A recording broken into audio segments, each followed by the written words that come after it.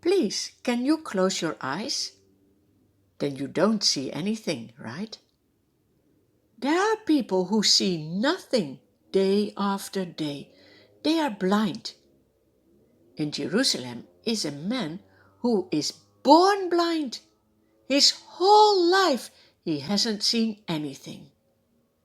Now Jesus is walking through Jerusalem and sees this man. The disciples asked Jesus, "Is this man blind because he did wrong? Or was it that his parents did wrong?" Jesus replies, "His blindness is not because of his sin or because of sins of his parents. No, this happened so that the works of God might be displayed in him." Jesus continues, "I am here to do what God wants. While I am in the world, I am the light of the world." Then Jesus spits on the ground. He makes some mud with the saliva. Then he puts it on the man's eyes. Then Jesus tells the man, "Go, wash in the pool of Siloam." The man feels his way through the narrow streets to the pool. He washes the mud from his eyes. And then he can see for the first time in his life.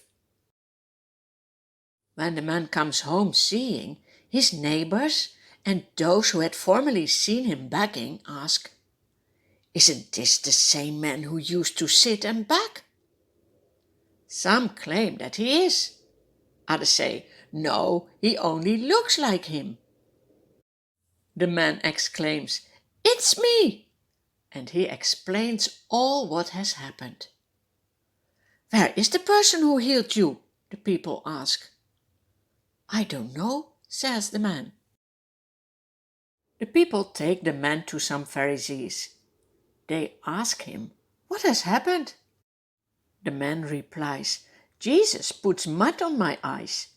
I washed it off and now I can see." When the Pharisees realize the miracle has taken place on the Sabbath, some think this miracle cannot be from God. But others say, "How can a sinner perform such signs?" So the Pharisees are divided. Then they turn again to the blind man. "What have you to say about him? It was your eyes he opened." The man replies, "He is a prophet." They still don't believe that he has been blind.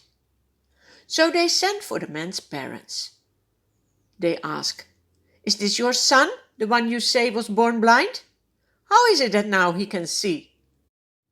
But his parents are afraid. They know that anyone who acknowledges that Jesus is the Son of God will be put out of the synagogue. So they answer, "He is our son. And we know he was born blind, but we don't know how he can now see. Why don't you ask him? He is an adult. He can speak for himself." The Pharisees summon the man again. "Tell the truth," they order. "We know the man who did this is a sinner." The man replies, "I don't know whether he is a sinner, but I do know I was blind, but now I can see." "How did he open your eyes?" they demand. The man answers, "I have told you already, and you didn't listen.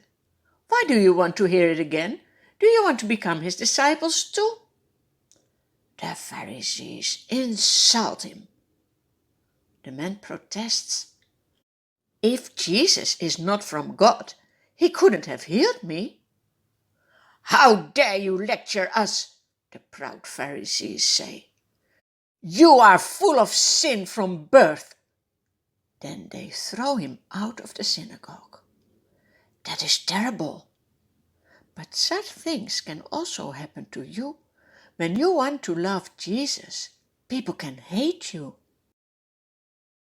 When Jesus hears the man has been thrown out, he goes looking for him.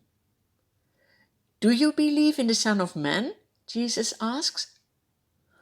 "Who is he, sir?" The man asks. "Tell me, so that I may believe in him." Jesus replies, "You can see him now. In fact, he is the one speaking with you." This is so nice of Jesus. He sees when we suffer. He never leaves us. But what would you do when you would hear his voice asking if you believe? The man says, "Lord, I believe." And he worships Jesus.